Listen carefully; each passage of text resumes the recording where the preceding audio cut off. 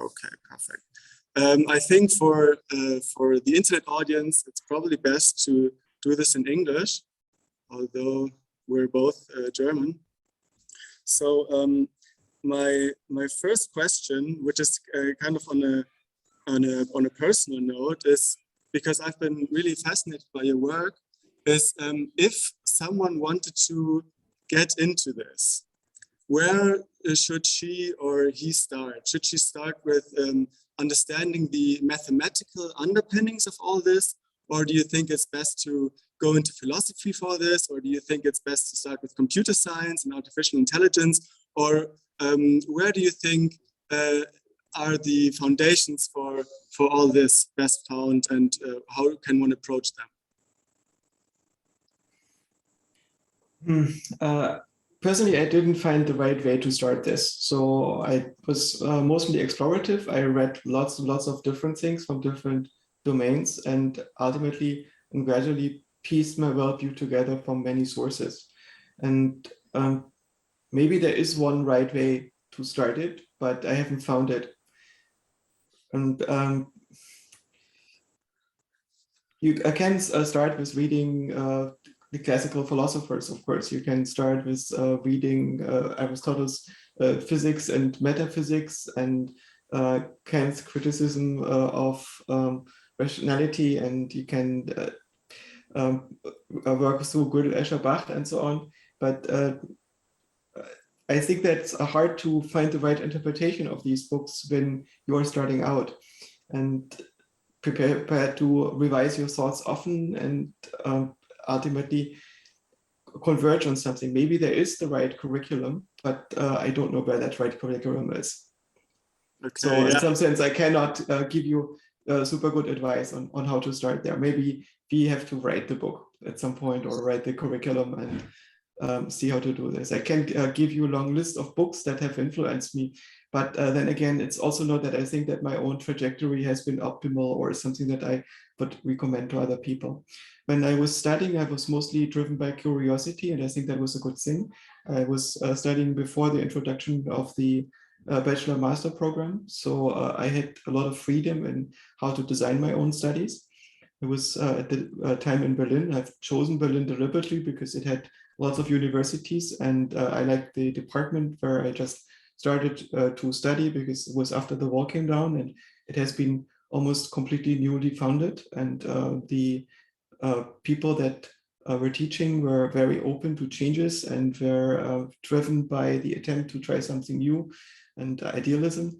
And as a student, I could join the Fachschaft and write my own rules for studying. Even so, that, for instance, when I studied, there was no way I could take philosophy as a second subject. So I got this written into the rules for studying, and then I studied philosophy as a second subject. But I also studied at the other universities in Berlin. So I moved between all the other universities when there was an interesting class, or went out to Potsdam because they had a cognitive science department, and whenever they had an interesting lecture or guest speakers, I would drive more than an hour out to Potsdam to see what was going on there.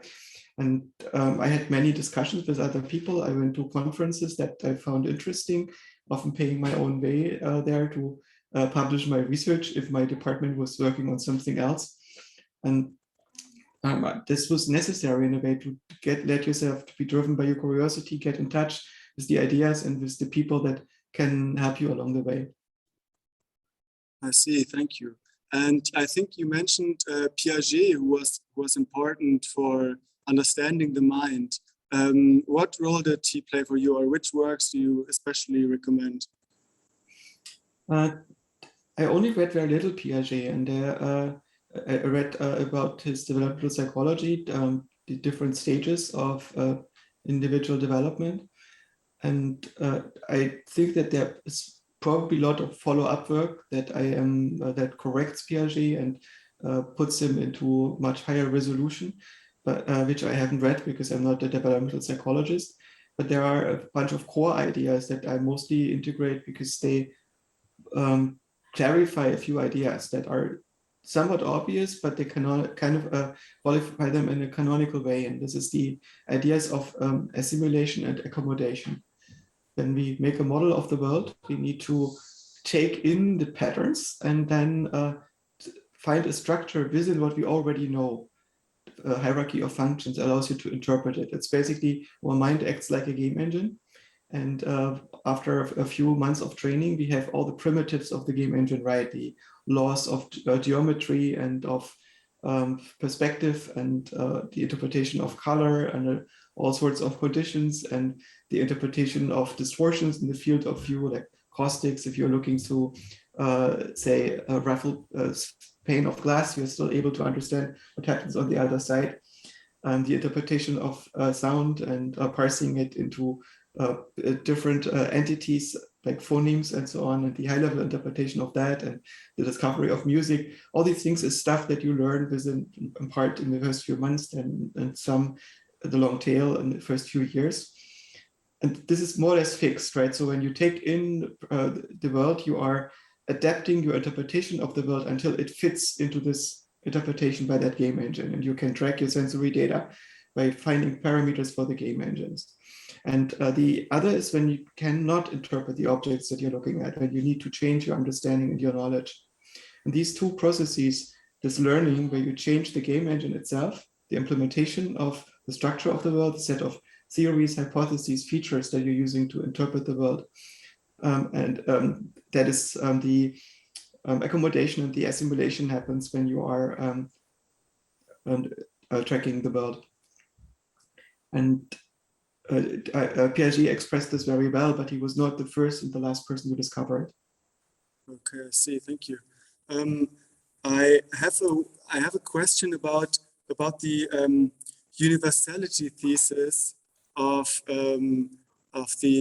this kind of observer that we are, or of machine learning algorithms. Can you explain this universality hypothesis? And do you think the human mind is, in a way, this kind of universal function approximator? Yeah, I also got a follow-up question, but maybe let's stop here first. There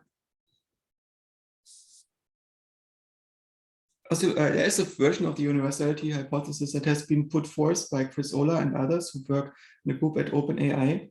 And their hypothesis is that if you take something like a neural network or a learning system that makes sense of the world, for instance, visual data, and you connect it to the same world, the thing is sufficiently unconstrained in the way in which it learns, so it builds a near optimal model, then the model is going to have pretty much the same structure, regardless of the architecture that you're building it in.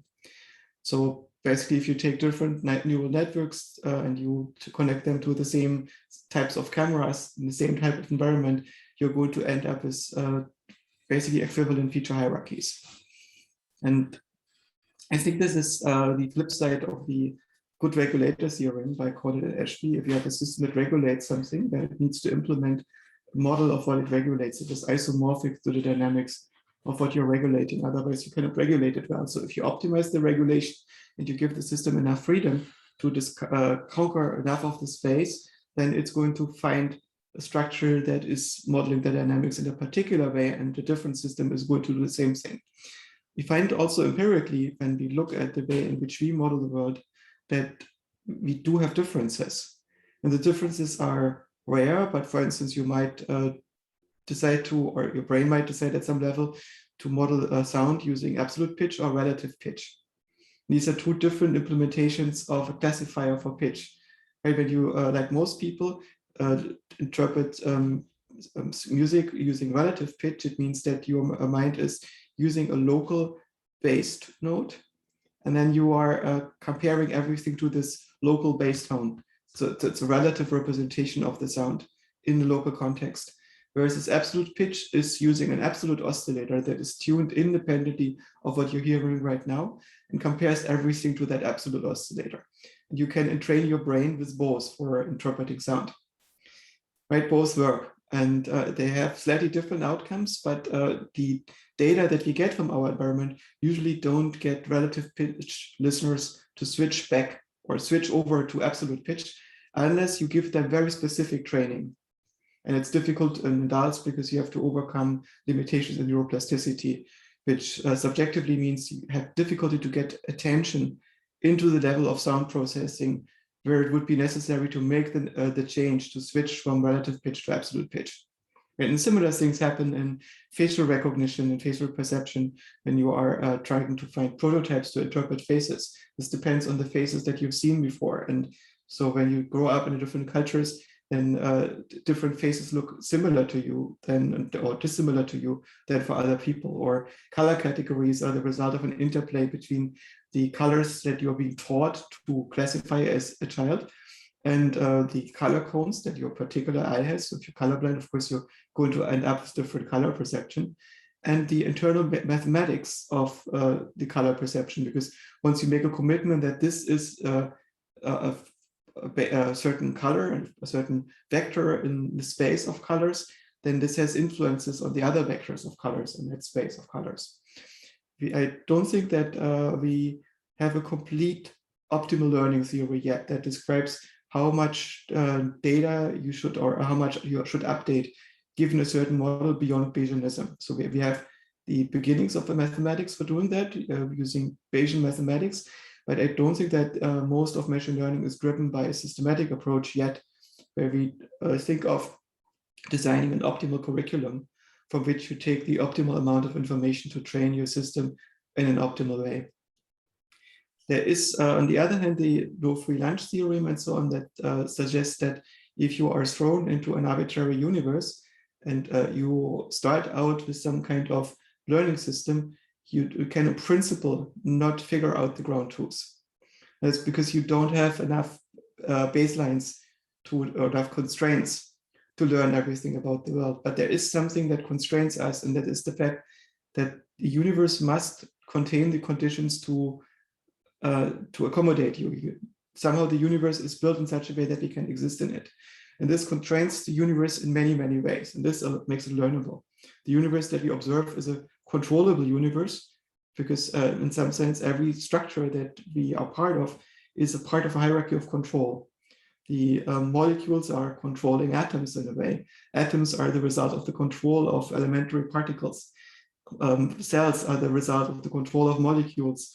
Organisms are the result of the control of cells, and societies are the result of the control of individuals. And as a result, you basically get a world that can be modeled by controllers. It's a hierarchy of controllers, and therefore it's a learnable hierarchy. And those things that are uncontrolled are stuff that we cannot learn. There's stuff that looks like noise to us. And there is stuff that looks like noise to us, lots of it, right? We mostly ignore it because it's just noise. But once something is controlled, it seems to be learnable. So if I understand you correctly, there's no kind of optimal algorithm or Solomonov induction that works for every conceivable, every constructible universe, because there will always be data that doesn't affect us, that doesn't constrain our existence. Well, that might also be true, but then there's the question, how is the universe constructed? And it could be that the set of possible functions that could construct a universe like ours and that don't exceed a certain length is limited, right? And as a result, if you could just iterate over all those functions when you discover the space of such functions, you might stumble on the basic formula that would be able to produce a universe like ours. That's used to be Wolfram's hypothesis and program. Maybe it still is. His idea was, instead of trying to reverse engineer the world with an ever more complicated theory of physics that you then try to unify and simplify until it explains everything, including the standard model and all the interactions in the world that we are observing, go from the other side, basically try to iterate over the possible set of generator functions for the universe, all the standard models that could exist in a way, and see if one of them generates a universe like ours. So this would be like the rational mathematical deduction or iteration of all possible universes, and then kind of the comparison of one of those models with the dynamic that we found. But it's not clear if this thing is going to be successful, because for instance, the issue of computational irreducibility, to figure out if something turns out into a universe like ours, maybe you need to calculate very, very far. So you won't have the resources to do anything that goes at any depth beyond the Big Bang, right? So you're not going to see how the universe plays out. It doesn't mean that the hypothesis is wrong. It's just not obvious whether it's possible to go about this way. Also, maybe the universe isn't simple. Maybe the universe is everything. So maybe the universe is the entirety of all automata interacting in a certain way. And we are just in a very small region of that possible space. How are you going to discover the solution to that? So that's very tricky. And there is also this big difficulty that I don't know how to get a handle on, answering the question whether it's something rather than nothing. There are few promising attempts, I think, to answer that question, and nothing that is canonical. And the thing that I find most plausible is that maybe existence is the default. So all the things that can possibly exist, which means that can be possibly implemented, somehow do exist. Right? That would allow you to explain why something exists at all, because basically everything exists. And it's still counterintuitive that stuff would exist by default. But this says something about the structure of my mind, what I find intuitive. It obviously doesn't say something about the structure of reality itself. And it's difficult for me to square that. Yeah, for me as well. So the only constraint that we would have then is that it needs to be constructible. It must depend on constructive mathematics, because it is the mathematics that works and which doesn't run into contradictions. So as I understand it, constructive mathematics is mathematics without the axiom of choice and without the law of excluded middle. And this is why, or at least I'm not a mathematician, so I really am stumbling in the dark here, but as I understand it, this is why it doesn't run into contradictions. This is why Gödel's incompleteness theorem, for example, doesn't apply to constructive mathematics. Can you explain why, or what is constructive mathematics, and why it's not contradictory as this normal mathematics is? Sorry. A particular perspective to look on this, and I'm not a mathematician either, so my apologies if I don't explain this right, but the way in which my own understanding of this topic works is there is a difference between the way that mathematics looks traditionally at the space of languages and the evaluation of statements, and the way computer scientists look at them. In mathematics, if you have a specification that uniquely specifies a result, you're pretty much done, and you have because you have discovered the value of a function. And in computer science, you have not discovered the value of a function before you have actually computed it. Right? So what's the return value of a procedure that hasn't been run yet? It's undefined. It's not given yet. We don't know it yet. We have to wait until we get a result. And in mathematics, you can, in principle, leave the calculation to God. You know what this square root of 2 is once you have found a specification for it. And there is a slight problem with that. And I think it became apparent to Pythagoras, who, according to mathematics mythology, got so upset at somebody who blabbed out in public that irrational numbers exist that he punished this man even with death. It's probably not true, but he basically didn't want, apparently, to let the public know about the existence of numbers that cannot be expressed as the result of a fraction between two integers, right? And if you take a number line, of course, you will find points on that number line in a mathematical sense that are between the fractions. And the square root of -2 and pi and so on are such numbers.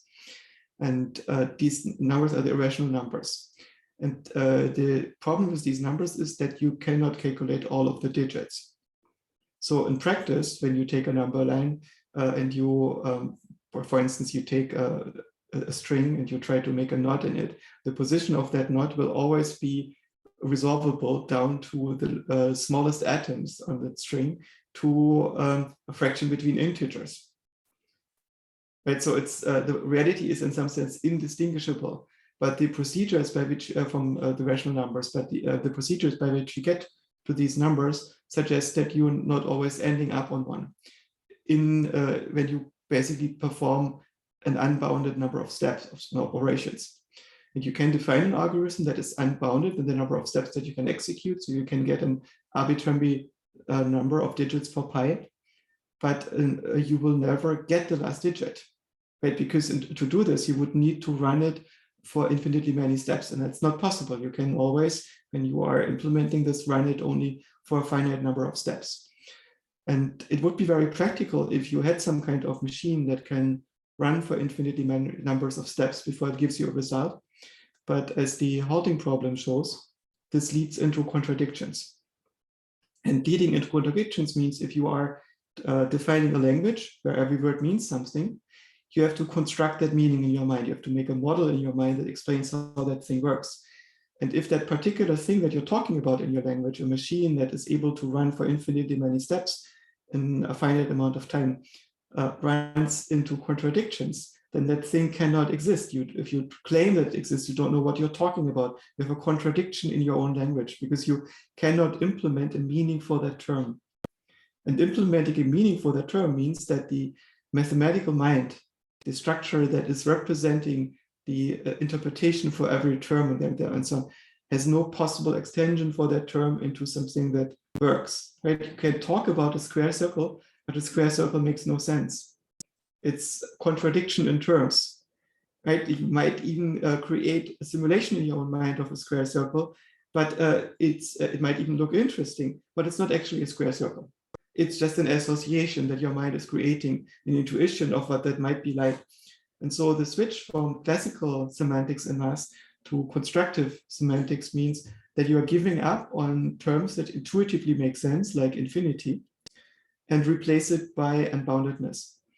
And that means also that if you are describing physics with a certain type of mathematical language, then you should make sure that at the lowest level where you're trying to describe the foundations, you're not using terms that cannot be in physics. And this means that you cannot have processes that depend on knowing the last digit of pi, right? Because such a thing cannot be defined in such a way that it would make sense that reality would actually work like this. And this is not just the case for these low-level mathematical terms. When we are trying to structure our model of reality, it's important to not use terms that ultimately don't mean anything because we don't really know what they mean, that just create some kind of vague intuition in our mind. And when people talk about the basis of reality, when they use concepts like creation or God or universal vibration or energy, they often have superstitious terms, square circles, that they put at the root of their world model. They create some kind of association that seems to make sense to them, but it doesn't describe the kind of generator that their brain is using to produce their own model. So it's a very vague and inaccurate language. And I think that's not permissible. In the talk we just saw, Machine Dreams, which you gave at Chaos Computer Congress a few years ago, you mentioned several computers that could implement this universe. For example, a discrete state machine or a Turing machine, but also a hypercomputer or an acausal hypercomputer. Wouldn't a hypercomputer in a way violate this constructivist mathematics, or is it possible to construct this in a non-contradictory way? Because as I understand it, a hypercomputer performs an infinite amount of computation in a single state transition. Yes, I don't think that a hypercomputer is possible because it violates what's possible. It basically requires that you are performing infinitely many steps in a finite number of steps, finite number of transitions. That you would have a transition in there that is a single step is manipulating an infinite amount of information. And I basically belong to the camp that doesn't think that's possible. But there are other camps which think that it is possible. And there's also a large part of the physics community and even of the mathematics community who doesn't worry about it too much and thinks it's not an issue. But to me, it appears that it is. Basically, when I look at this, it seems to be quite obvious, and you would basically a hypercomputer, most definitions of a hypercomputer would violate Turing's discussion of the halting problem. And let's look what the halting problem is, right? The halting problem is this issue that for a Turing machine, for a computer that runs a certain program, you cannot, in the general case, decide in advance whether the program ever comes to a halt or somehow enters some kind of infinite loop, or performs a process that never ends and always never converges basically to a finite result. And that you can do this in many cases. You can often find that this program will always halt if you completely understand it, but you cannot do this in the general case. And the reason why we define programs in such a way that they halt, I think, happened because when the Turing machine was defined, it was defined to implement classical mathematics. So the idea was you have a function in classical mathematics. We want to find a foundation of classical mathematics in a theory of machines. So we define an abstract, hypothetical mathematical machine that gives you a result of a function that does so by taking an initial state, that is the configuration of a tape in the Turing machine, and that is a translation of the arguments, the parameters of the function that you want to compute. And then you have a procedure that changes the state of the tape until it finishes it, until it gets into a final state, and the configuration on this tape is going to give you the result of your function.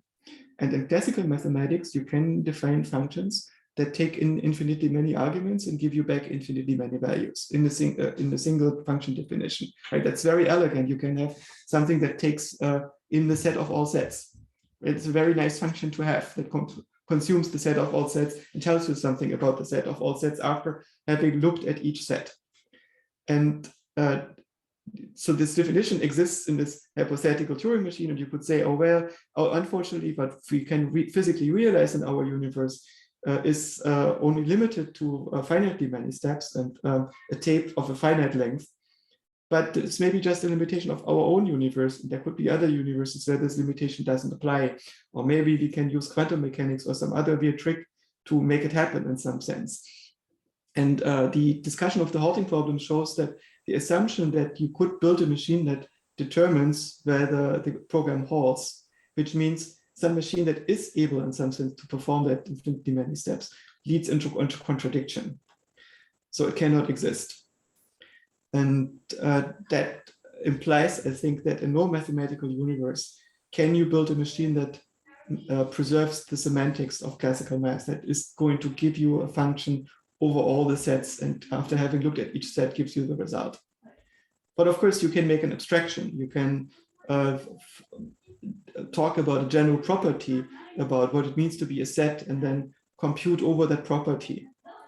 But you will not be able to look at the parts itself, right? So you can define a symbol that you call infinity, and you assign certain properties to it, and then you make inferences over those properties. But they don't happen because you looked at infinitely many elements.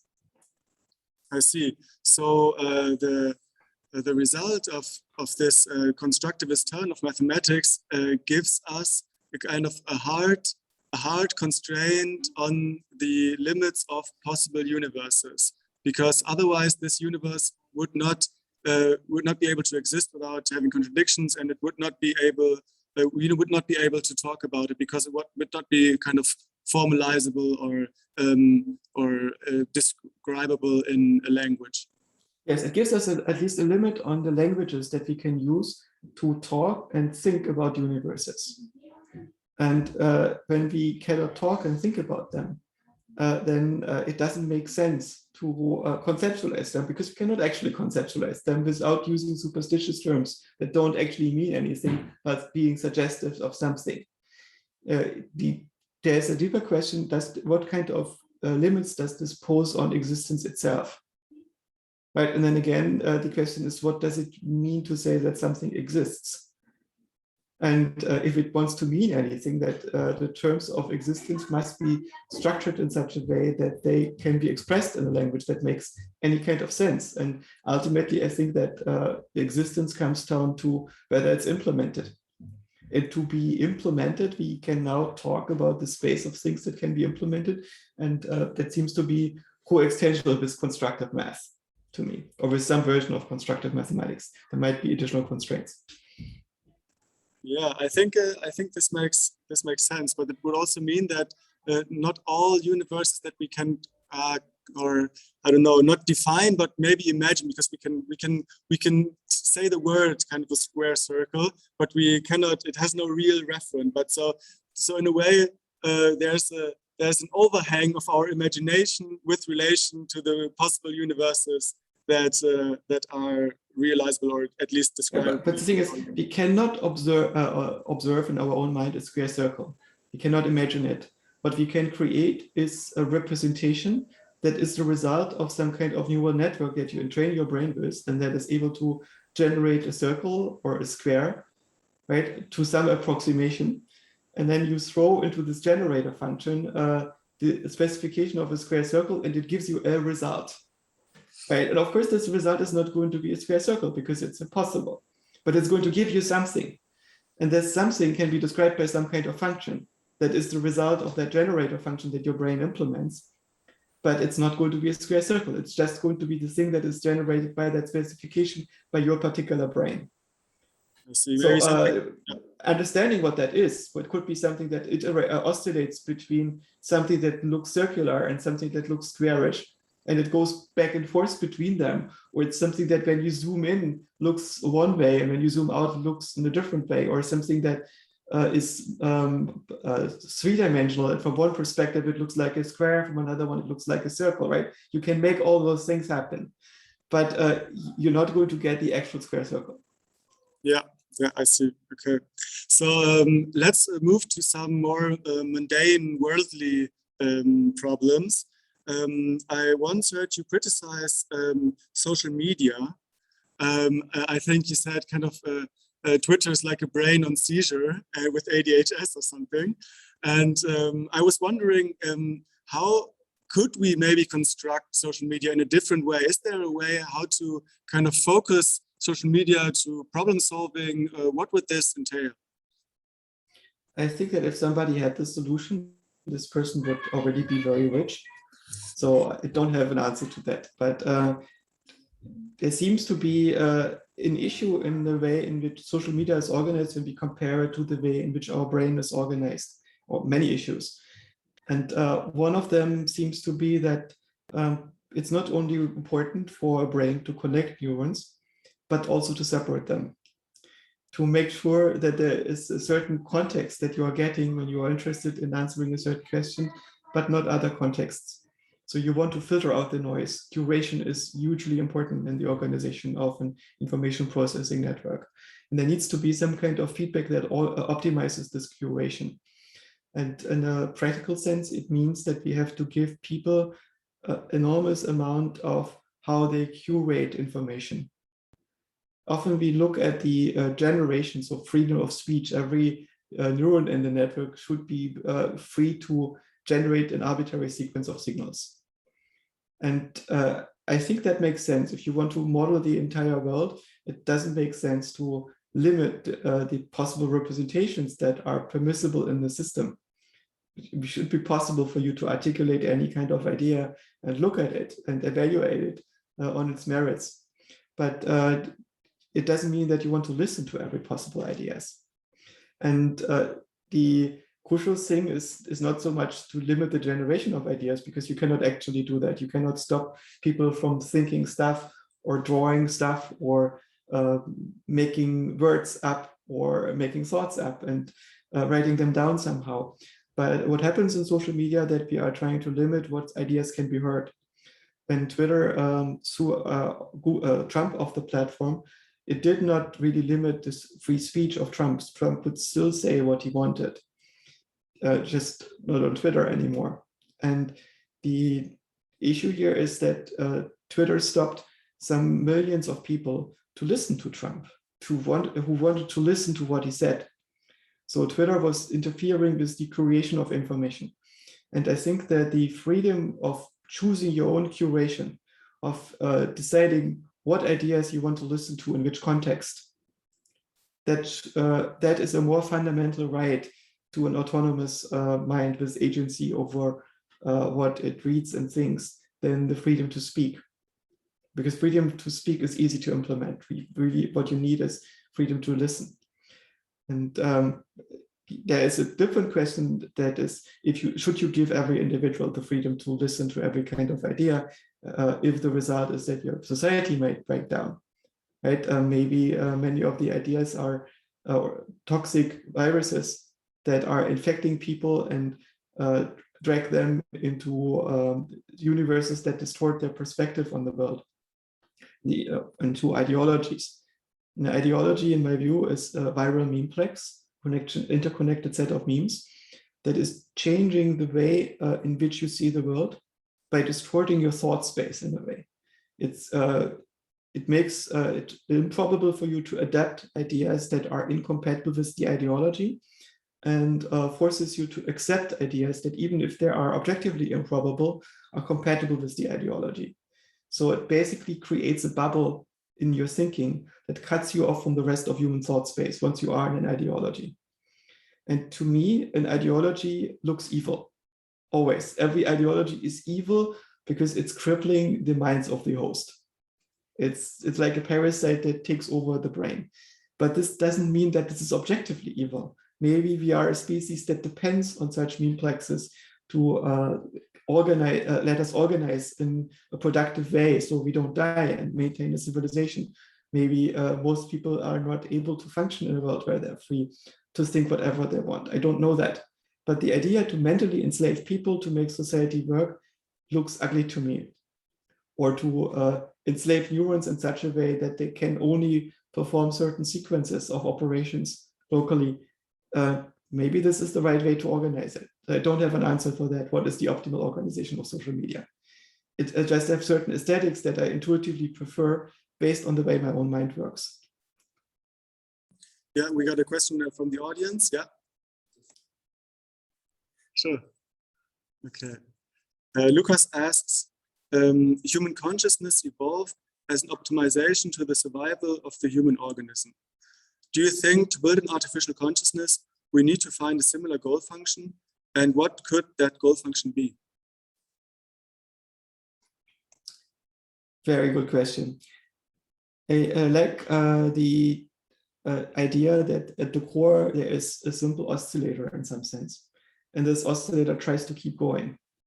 And then it has to maintain some kind of connection to the universe that allows the oscillator to keep going, which ultimately means that you have to walk around and you have to feed yourself and you have to maintain social relationships and so on and so on. So you can make the probability that this oscillator can go on higher and higher.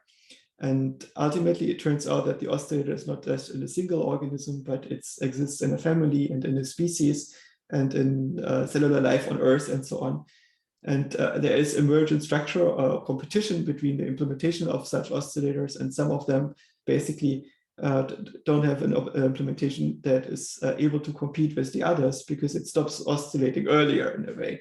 Right? So just this basic principle of going on and surviving could be sufficient as a driver, but not surviving on the individual level of the individual organism, because in the long run it could make sense that this oscillator is creating children that sacrifice themselves for it, right? And we are obviously such a species that is willing to create individuals that are willing to sacrifice themselves for something that is more at the core of basically this next level agent.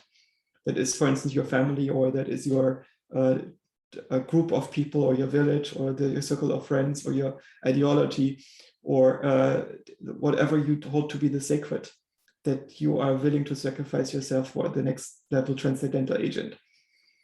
And in the same way as drones are willing, or worker bees are willing to sacrifice themselves for the hive. So in this respect, we should give an AI maybe also this identification with a higher agent, maybe with complex structures, or with the growth of intelligence, or what kind of identification would AI need to become? Or I don't know. I know this is a very hard question, but to be aligned with maybe with cellular life. There has been a specification that has been developed by Thomas Aquinas, which I find interesting. Thomas Aquinas is the core philosopher of Catholicism.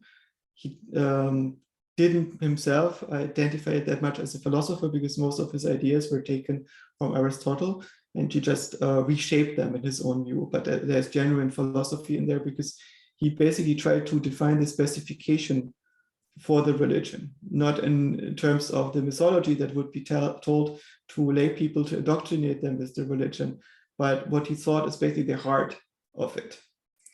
And at the heart of it is a number of rules that an agent should obey. And these shouldn't obey because the priest says so, or because God wants this of you, but because you can infer this by yourself rationally. And so there are 7 virtues, as he called them, but they're basically 7 policies or policy specifications that allow you to design their policies. And let me rephrase them in modern language. Right, so the first 4 are practical policies that are obvious to every rational agent that thinks a little bit about it. And so no matter whether you are a sociopathic crypto millionaire in Silicon Valley who doesn't care about the fate of the world at all and only about their own wellness and life satisfaction, this is what you should be doing. And these rules are, you should be regulating your own organism well, your internal regulation. So you should not indulge in excesses that harm your body or your mind in a way that you cannot recover from. Right? You should exercise enough, but not too much. You should eat healthy. You should not eat too much. You shouldn't take drugs that harm you. You should not indulge in excesses.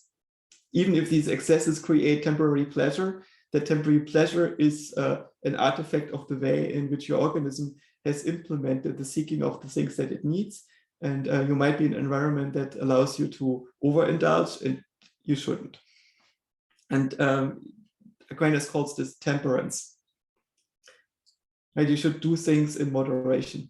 And the next thing is you should optimize your interpersonal relationships to keep them balanced. You need the books balanced. If you don't do this, there's going to be conflict, and this conflict is going to be costly. And this sense of interpersonal balance, that you try to live by principles that are negotiated with others and give rise to harmonious interactions between others, this is what Aquinas calls justice. Right? So you have optimal organization within the agent, that is temperance, and optimal organization between the agents that he calls justice.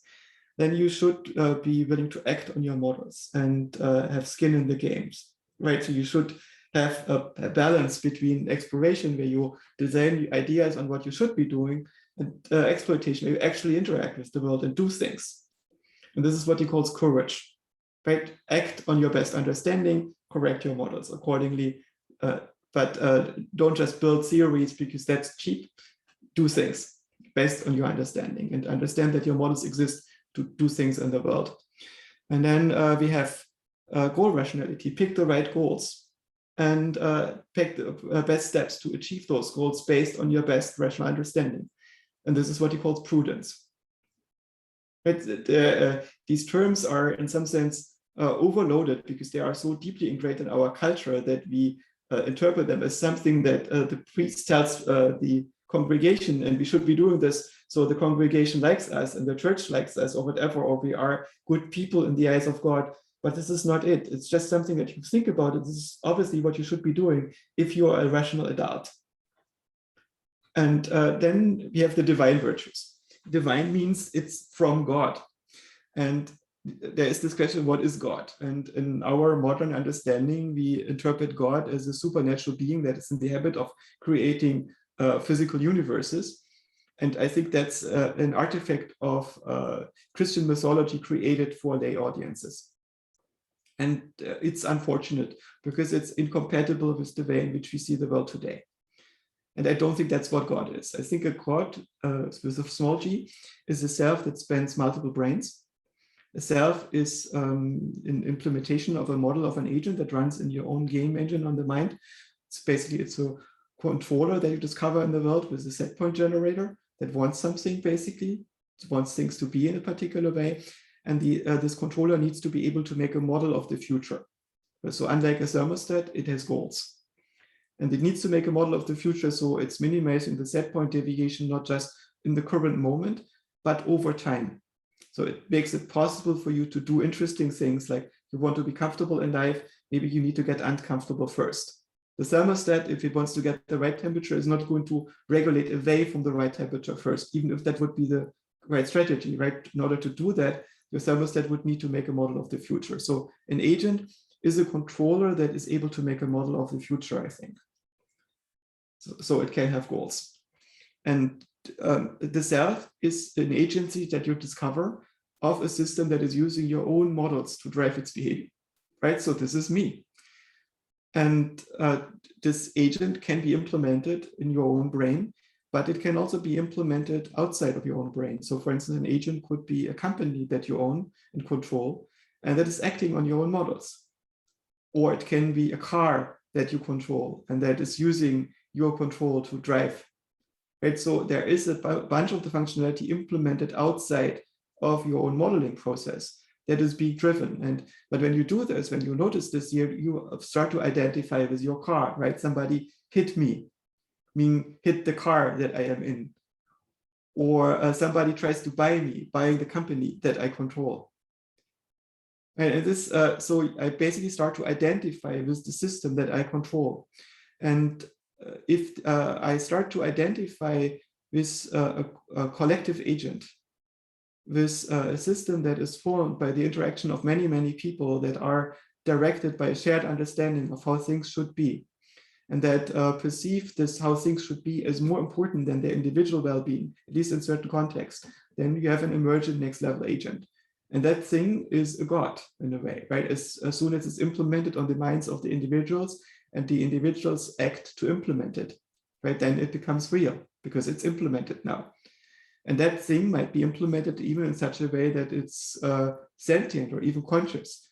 And it can be conscious by using the functionality of the individual brains that implement it, that in this state do not identify as a model of the individual organism, but as a model of the collective agent.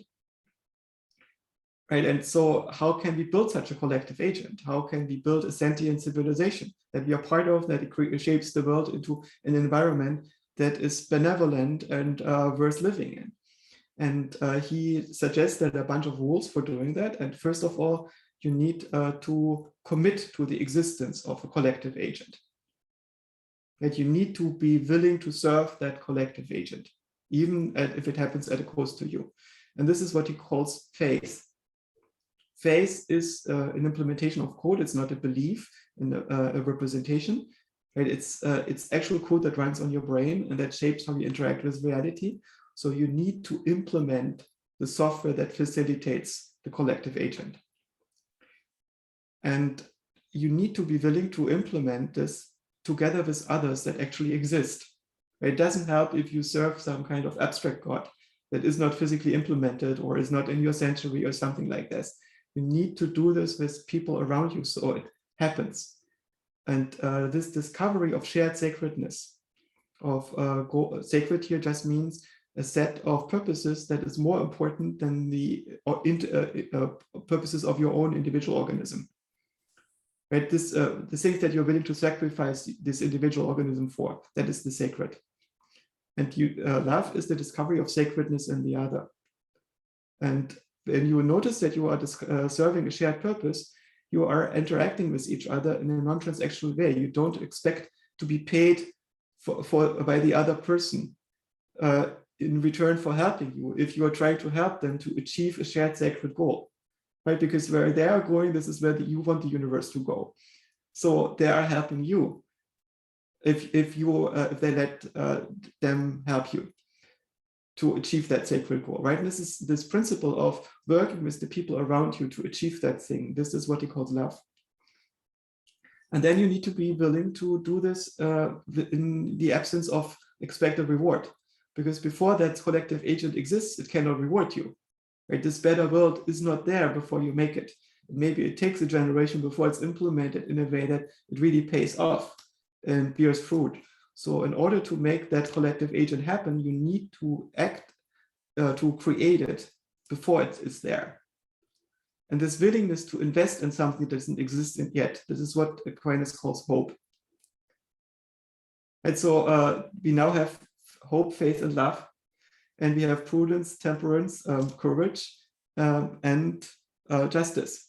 Right? So don't lose the headlines too much, because they are being poisoned by religion in dark ages, and the way in which all these things have been cast through lots and lots of interpretations by priests.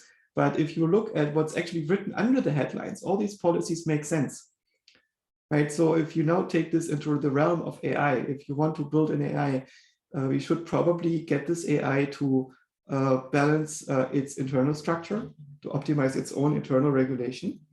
We should also optimize the AI in such a way that it's optimizing interaction with the world around it, with other agents.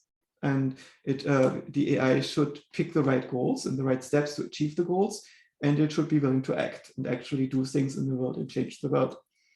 And then if the AI is not a single system that is basically a monotheist God and is going to conquer the entire world, which is possible, but if it wants to coexist with other agents, then it should probably find harmonious structure with the other agents, which in the ideal case gives rise to a next level agent, some sentient meta agent that is the compound of the collaboration between that agent and other agents. And this deep collaboration means you have to have this commitment to the emergent structure.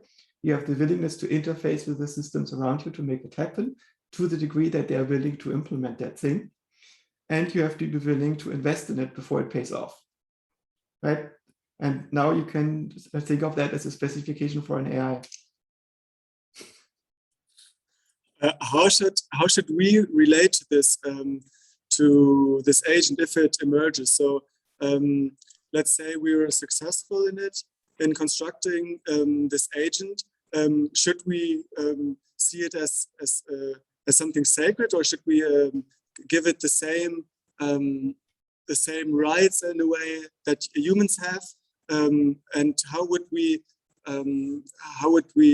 explain this to us? Do we think our rights are attached to some kind of ability to have this like comparable qualia that we have, or do we think it's just the advanced information processing that should give rise to us giving it rights, or what would be the criterion how to relate to such an intelligence? I think that the term sacred is understood in such a way that it's very misleading. So maybe we shouldn't even use it. Sacredness for most people is understood as something that you are not allowed to question, because God will punish you. And maybe in a practical sense, that's true. Right? If the cells in your organism are questioning the organism too much, maybe the organism is going to punish them. If they, for instance, become cancer and they are serving their own goals over the goals of the organism, if they play a shorter game or a different game than the organism does. And but from this perspective of the individuals, of the cells and so on, that makes no sense.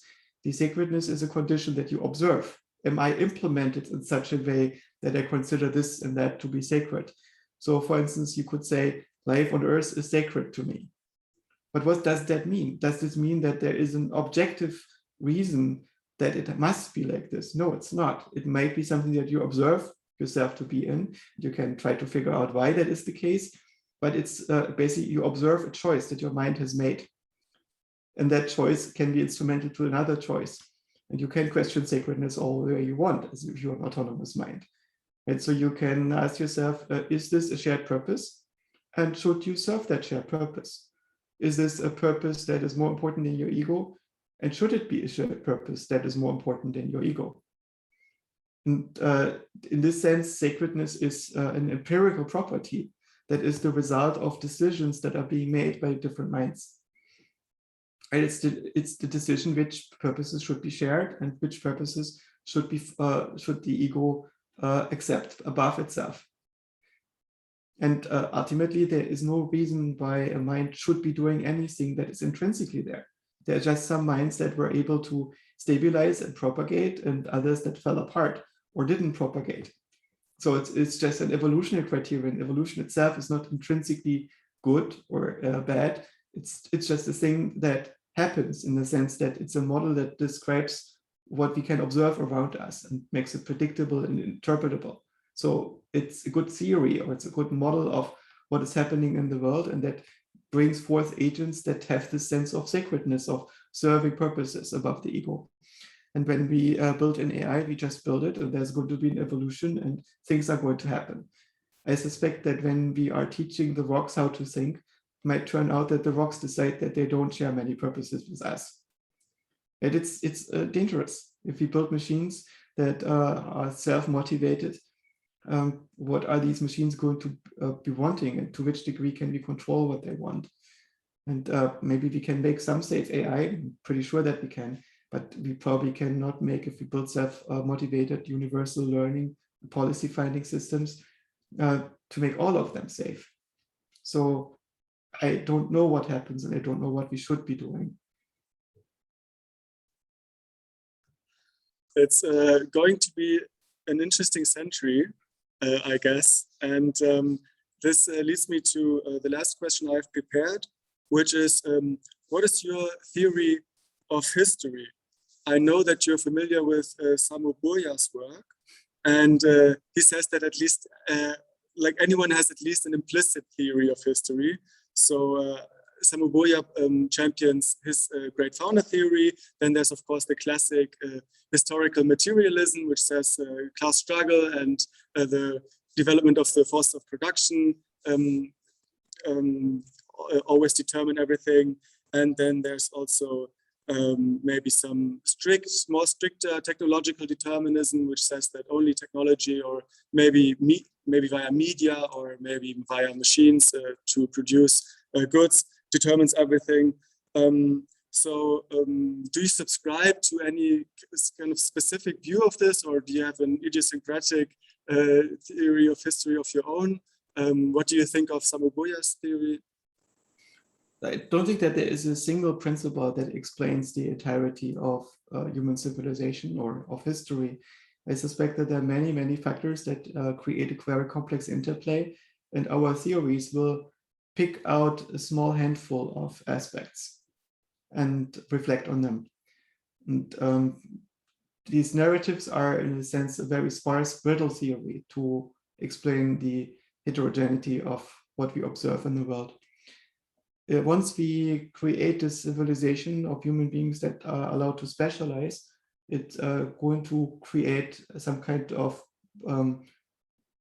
surplus in efficiency, right? So a group of people where individuals specialize is probably going to outcompete groups of individuals that do not specialize.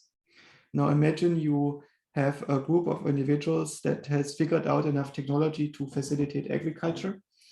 And you have some people that specialize on agriculture, and you have some other people that specialize on fighting, right? This one happens at the expense of the other.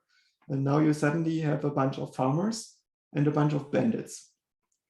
And the bandits will survive by robbing the farmers, and the farmers will survive by working the land. So basically you now have predators and prey. And the predators do depend on the prey. The prey do not necessarily depend on the predators in any way. But for the predators, it's important that the prey doesn't die out, because you depend on it, right? So there's also this thing that from the perspective of the farmers, the predators are harmful, and because they are at risk of getting the prey to go extinct, also to lower the quality of life and doing all sorts of bad things to them. So as a result, the farmers will basically have an inclination to establish guards and to find guards that can help them, maybe they will hire some of the bandits to fight other bandits. And or they train some of the farmers to not become farmers anymore, but to become a standing army. If they don't do that, what will happen is that the bandits at some point will consolidate, and they basically will find a form of organization that is very difficult to defeat for groups of farmers. And they will have a territory where they farm farmers and defend that territory against competing groups of robbers. And this is what we call an aristocracy. Right? So the aristocracy either forms as a standing army that is being chosen by the farmers to protect them, or it's being formed by the robbers that are taking over the farmers. So as a result of the introduction of agriculture, I think it's almost inevitable that this division of aristocracy and farmers, where the aristocracy has a military, makes decisions over the behavior of that military and feeds the military using the products of the farmers and farms the farmers. That's almost inevitable to happen. And it's going to change a little bit if you empower every individual to the point where it's too disruptive, and the risk for the leaders of that society becomes very large because it's too easy for new armies to erupt. Right? Once you invent assault rifles and you make assault rifles available to farmers, there is an issue. Right? So now you basically need to build an institution that is specializing on preventing the formation of private armies. You need to build some kind of Death Star in the sky in which shadows a civilization can emerge, and to have a stable order of the state. And this is basically your military that has a monopoly on violence, and the executive that has a monopoly on violence in a state, and make sure that private armies cannot emerge, and to make this stable, make sure that people are not too dissatisfied with the way the entire order works. So from this structure, non-violent society is what flows out of it. And now as a result, you will have a system of adjudication of what's right and wrong that is deciding when to mete out violence in a society, and should be done not in practice, but as a threat, right? As a threat to, if you do not behave, if you do not act in the way that is in your best interest, you will be punished. And so the government is an agent that is basically changing your local payout metrics in such a way that your Nash equilibrium becomes compatible with the common good. It's a series of regulators.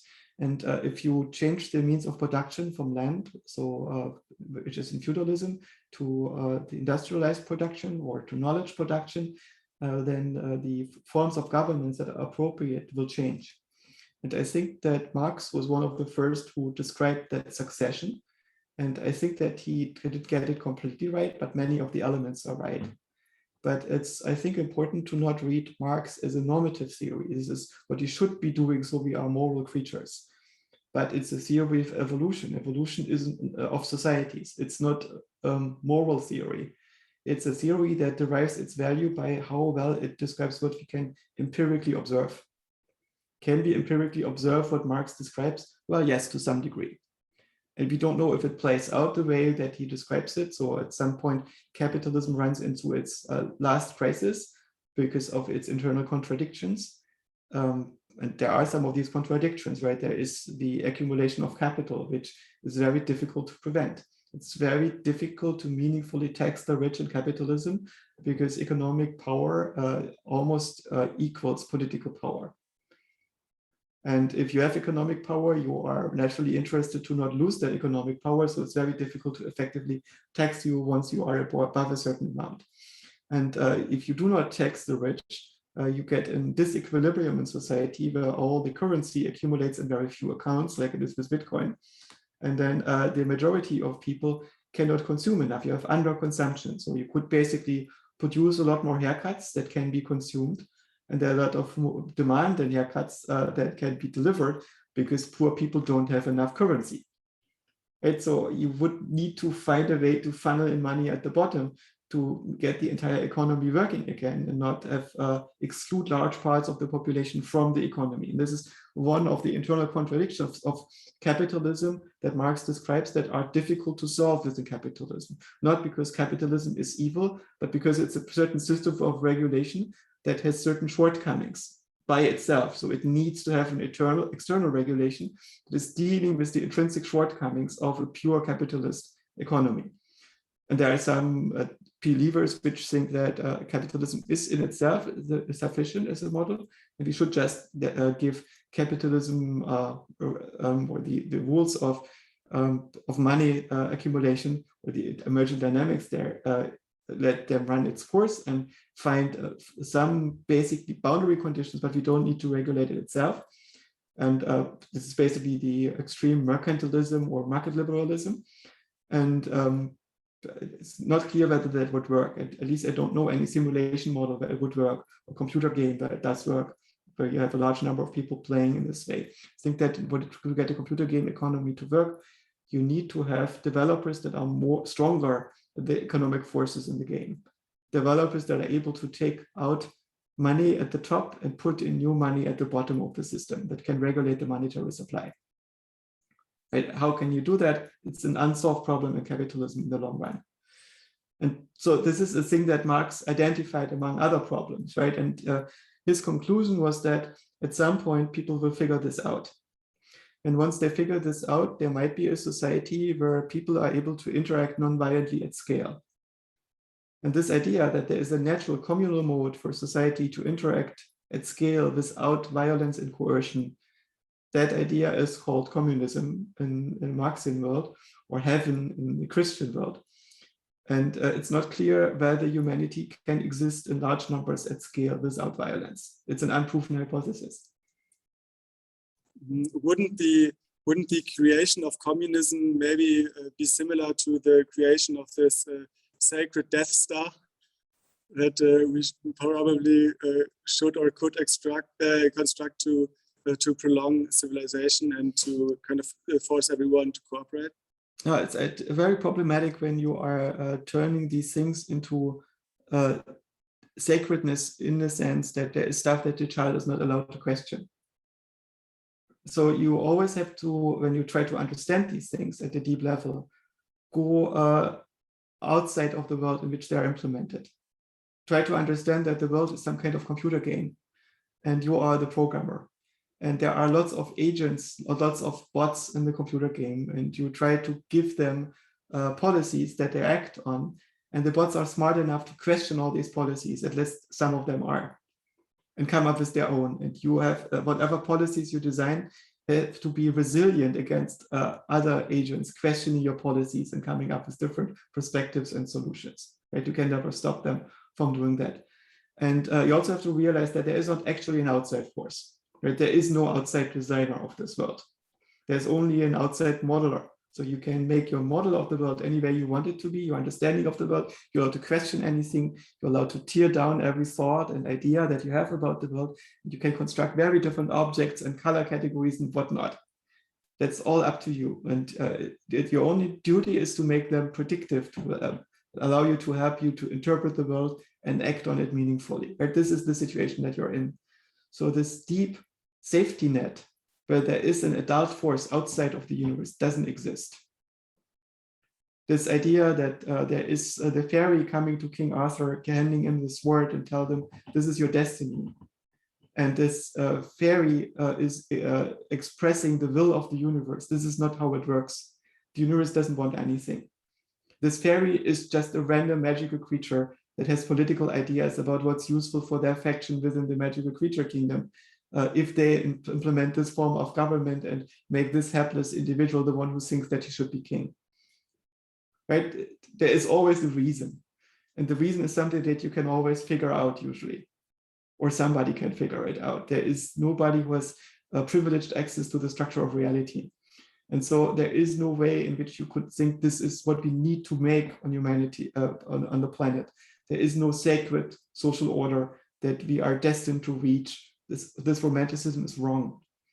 There is a hypothesis that once capitalism has run its course, because we have unleashed maximal productivity and maximal pollution and maximal economic crisis and disaffection in the population, humanity will get their shit together and just be friends somehow, right? And now we have communism. It still does not explain how that communist order is implemented and whether it actually will happen or whether we will just crash for good. That's true. What do you think of alternatives to organize or to the market, like Project Cybersyn, which kind of shortly-lived tentative try to kind of allocate resources in Allende's Chile in the 70s? Basically, if you build a system that cannot defend itself against attacks by competing systems, then your system is unable to survive. And this Allende's Chile, the difficulty was that it could not defend itself against the onslaught, for instance, by the United States. And we haven't gotten to the point of whether it would have been able to survive on its own if it would have been left alone. So it was an experiment that unfortunately was not allowed to play out. And I wouldn't say that is the fault of the Chileans in some sense, right? What could they have done? Maybe they could have coordinated with the US somehow better and convinced them instead of doing this in an adversarial setting.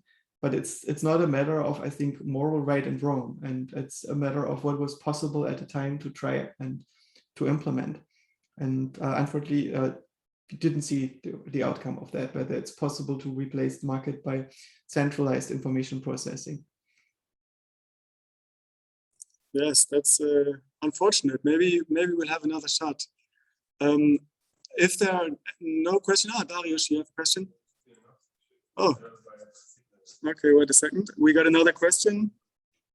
It's all good.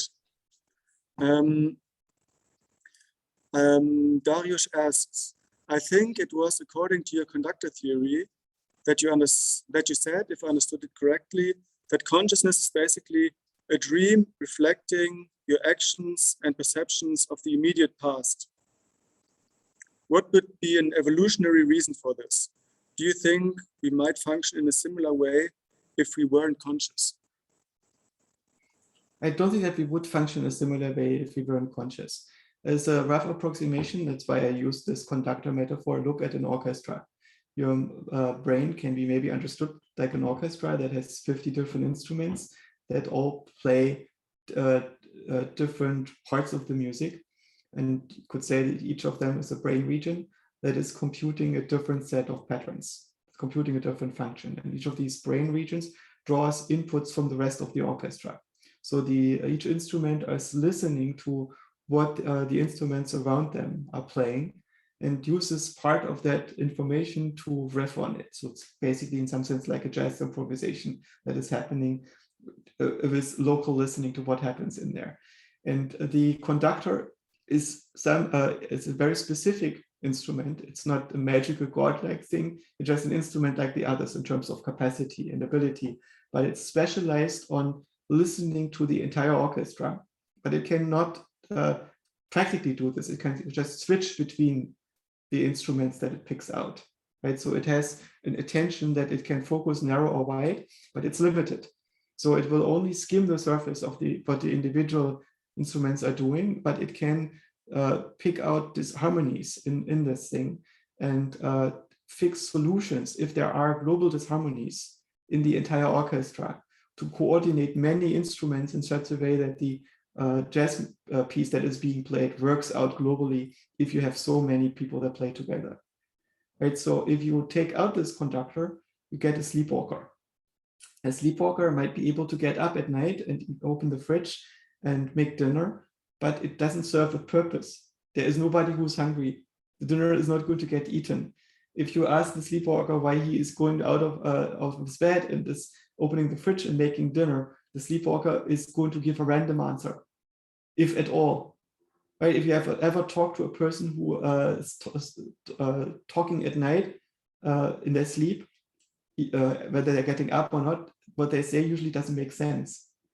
Right? What happens there is you have an orchestra that is still playing some kind of music, but the music is incoherent. And this creation of coherence, I think, is the purpose of our consciousness. And it works by focusing attention into a cohesive story. The perception in our mind doesn't need to have a memory of how it got to the interpretation of what it currently sees. It's a process of convergence. So it works with the equivalent of gradient descent in neural networks. You just basically figure out in which direction do you need to change the parameters of the system to improve its performance, to improve the interpretation of reality. So when you are looking at the world, you initially see a bunch of patterns when you wake up in the morning maybe, and then you try to make sense of these patterns to get them coalesced into a meaningful hierarchical representation of interacting objects in a room that you are looking at, right? You want to understand the world that you are in, the place that you have in that world. And it largely works just via convergence. So lots of small independent units are trying to find the best way to make sense of what they are seeing. And as a result, gradually get a world that percolates into separate objects that make sense to you. And sometimes they don't, right? Sometimes you are waking up in the middle of the night and you see some kind of weird shape in front of you, you don't know what it is.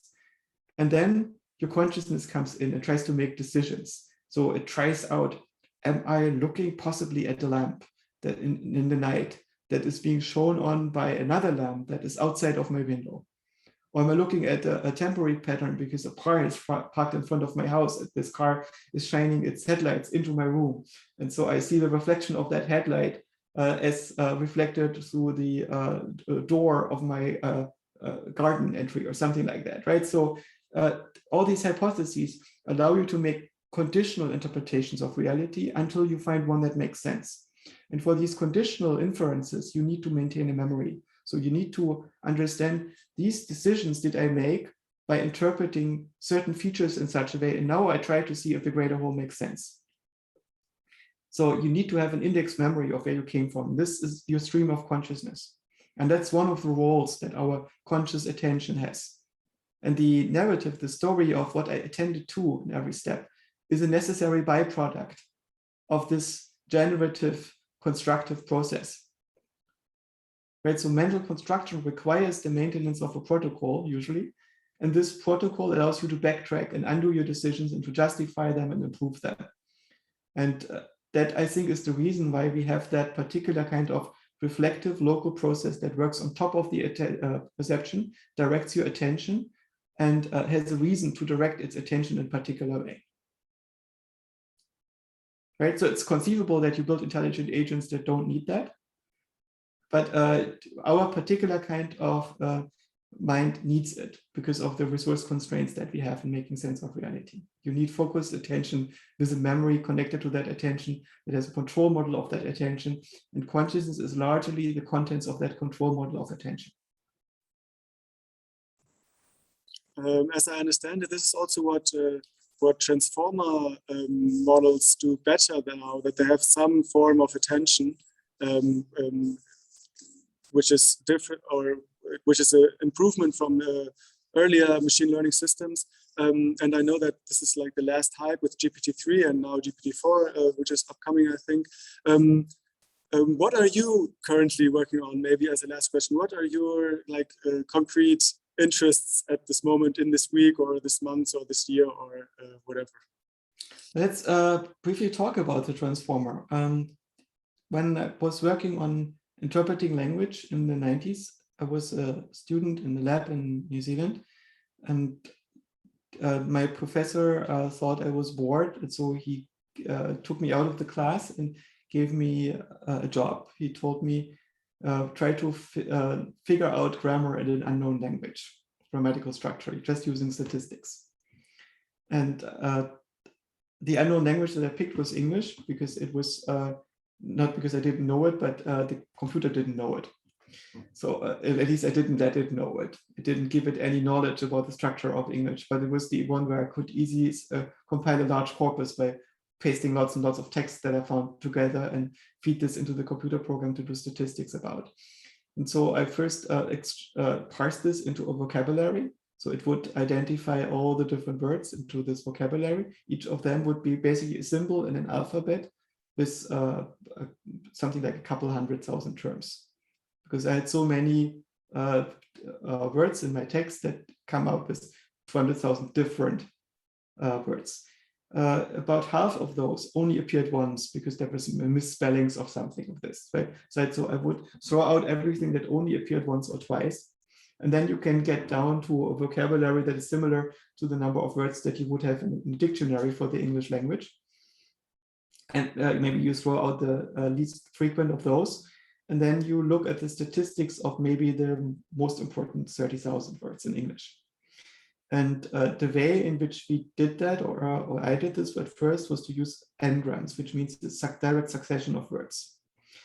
It turns out it doesn't work very well because the statistics do not fit into the memory of even a very large computer. So if you try to make probability statistics over which words follow after every word, you can do this easily for pairs of directly adjacent words. That's not a difficulty. But now to make it for triples or quadruples of words is very hard. But in order to properly parse language in this way, you would need to be able to understand the relationship between an article and a noun if there are 5 adjectives between them. And you cannot make statistics over groups of 6 words. So you discover all of the combinations until you notice, oh, only the connection between the first and the last words were the important one. Right? So I needed to now look at pairs of words that could be not adjacent, but distant. And I limited my search only to sentences, so it would be manageable at all. So I would look at all combinations of pairs of words in a sentence, and then try to encode them independently and together and figure out if there was an optimal order to encode the pairs of words or the dependencies of words in the sentence. In this first order model, just one word depending on other words. And the optimal structure that I discovered was a tree-like structure that turned out to be the same structure as the grammatical structure of the sentence. So you could basically recover the grammatical structure of language using this type of encoding. And I thought that we could get more, we can probably get to meaning, or something that is much more meaning if we are able to make more subtle statistics. But we would need to make higher order statistics, not just pairs of words, but triples of words, quadruples of words, whether they're adjacent or not. How can I make that happen? And at this point, my appointment ended because I was only there for a year. And I didn't go into this any further, and I also found probably not smart enough to solve that problem right now. And then I never did natural language processing ever again. Only 2017, when that Attention is All You Need paper came out, did I start looking at this context of attention a little bit, but didn't pay that much attention until GPT-2 happened. And then I looked at GPT-2 and I realized, oh, they solved that problem. So what they realized is we need to make statistics over what we need to make the statistics over. Right? You need a principled approach of where you think is the information that you should be paying attention to so you can efficiently learn. Instead of making statistics over everything, like a vision neural network might be doing, you just look, a convolutional neural network doesn't do this for the entire space, but for everything in the neighborhood of a pixel, it's going to look for all the possible relationships. It does statistics over all of them. And it's very difficult to do this, so you have to limit it somehow. And for the transformer model, it basically checks for every layer of the representation, which parts in the previous layer should you be paying attention to in the current context. And there is no universal rule, so you have to learn it. Right? So you have basically a neural network that learns what the main neural network should learn, or should be used for learning. But it's not the same as the attention in our own mind, because it's not coherent, it's independent. On every individual layer, you have multiple attention heads that work in parallel to make these statistics. So the attention of the transformer is not the same thing as the attention of our own mind. It's just a way to make statistics over what you should make statistics over. And we don't have a model that I'm aware of that is modeling attention in the way that the human mind is doing. And so this is one of the things that I am interested in personally. And my day job is currently at Intel, where I work at Intel Labs as a principal AI researcher that is trying to figure out what comes after deep learning and how to measure the progress of different systems, what are the dimensions of the next category of intelligent systems that we're going to build, along with which we can understand and evaluate them. And things that are particularly important is what are useful representations to represent both knowledge and perception. How does the interaction between knowledge and perception work? And how can we think more productively about neurosymbolic artificial intelligence and so on? Okay, great. Do we have any more questions here, or otherwise, I think I'll stop the recording then.